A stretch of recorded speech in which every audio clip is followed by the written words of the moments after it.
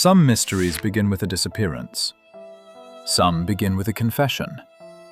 But some begin with something much colder.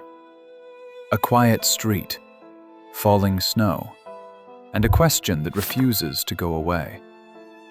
On a freezing January morning in Canton, Massachusetts, a man who spent his life protecting others was found lying outside in the snow. His name was John O'Keefe. He was a Boston police officer, a brother, a friend, and a man known by those around him as someone who showed up when people needed help. But on that morning, no one could save him. And the question that followed would divide a community, dominate headlines, and lead to one of the most closely watched criminal cases in recent memory. What really happened to John O'Keefe? This is the story of a night filled with love, anger, alcohol, conflicting memories, and a mystery buried beneath the snow. John O'Keefe and Karen Reed had been together for nearly 2 years. Like many relationships, theirs was complicated. There were good moments, dinners with friends, nights out, shared memories, and the comfort of having someone beside you. But there were also struggles, arguments, trust issues, questions about the future. People close to them described a relationship that had experienced tension and uncertainty, the kind of problems many couples face behind closed doors. Except this relationship would soon become the center of a tragedy that no one saw coming. On January 28, 2022, Canton was experiencing the kind of winter night Massachusetts is famous for. Cold, dark, unforgiving. The roads were icy, the temperatures were dropping, and snow covered the landscape.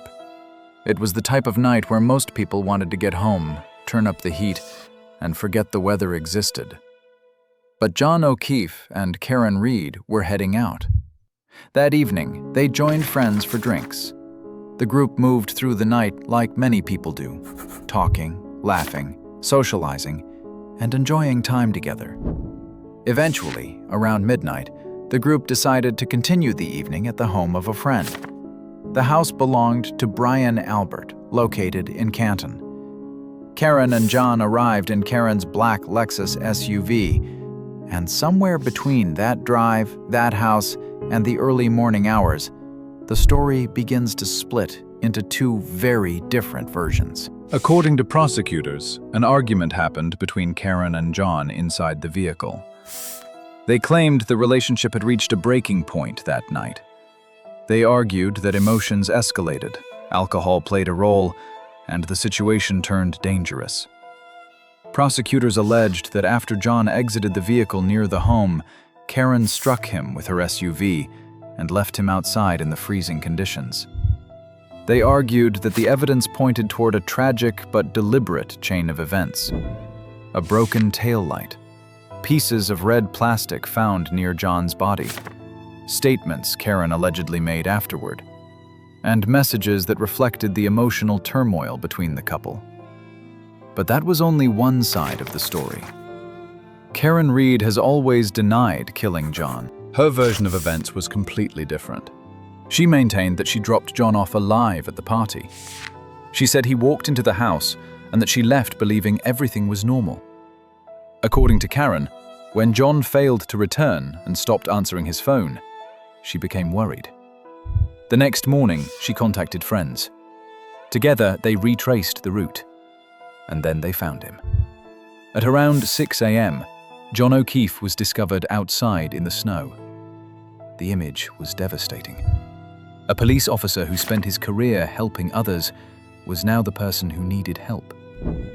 Emergency responders rushed to the scene. Attempts were made to save him, but it was too late.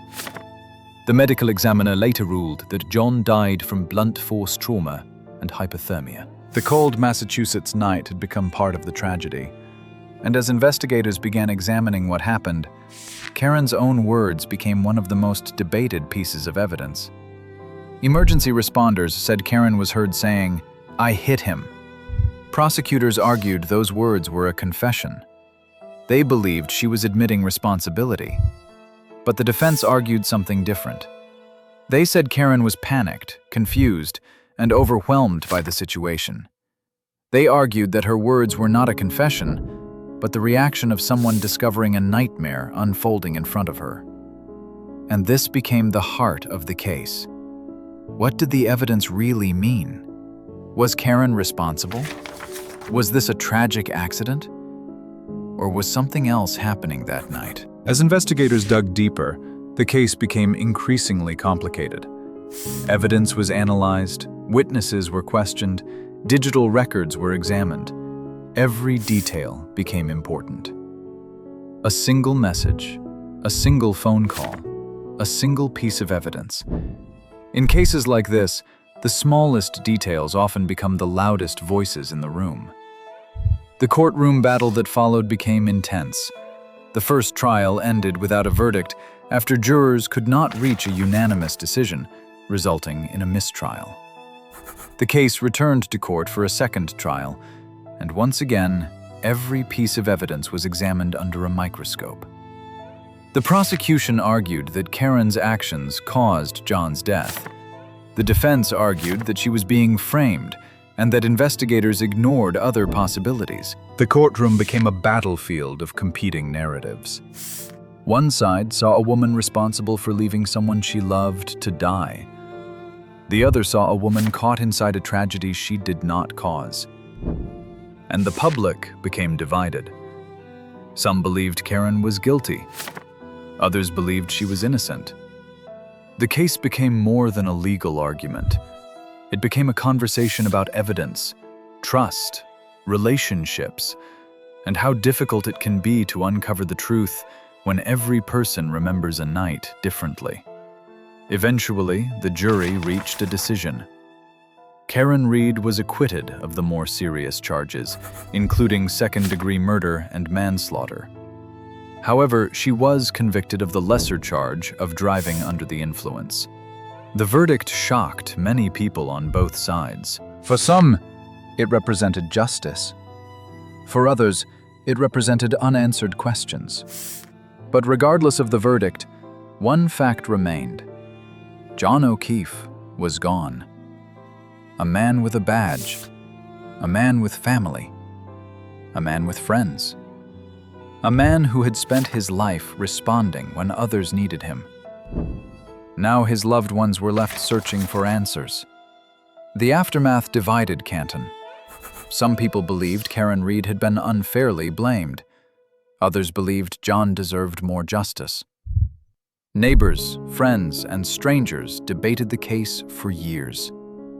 And perhaps the hardest part of any mystery is not knowing. Because people can handle painful truths, but uncertainty has a way of lingering. It sits in the background. It keeps questions alive. It leaves people wondering what happened in those final moments. Could this have been prevented? Was it a tragic accident? Was there something more? The story of John O'Keefe is not only about a courtroom. It is about the fragile nature of human relationships, about how one night can change countless lives, about how quickly love, anger, confusion, and tragedy can collide. In Canton, the snow eventually melted. The streets returned to normal. Life continued. But for the people connected to John O'Keefe, that January night never truly ended. Because no verdict can bring him back. No argument can erase the loss. And no amount of time can change the reality that a life was lost on a cold winter night. The case remains one of the most debated tragedies in Massachusetts. A story where everyone remembers the same night differently. A story where everyone remembers the same night differently. A story where evidence, emotion, and unanswered questions collide. And perhaps the most haunting question remains the simplest. What really happened to John O'Keefe? Until that question is fully answered in the minds of those still searching for the truth, his story will remain. A reminder that sometimes the coldest mysteries are not created by the weather. They are created by what happened before the snow fell.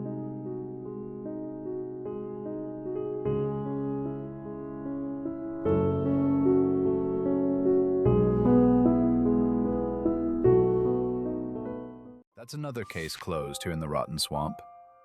The truth always surfaces, no matter how deep it's buried.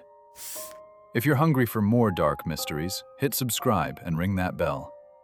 Until next time, keep your doors locked and your secrets buried deeper than mine. This is Rotten Swamp, where justice never rots.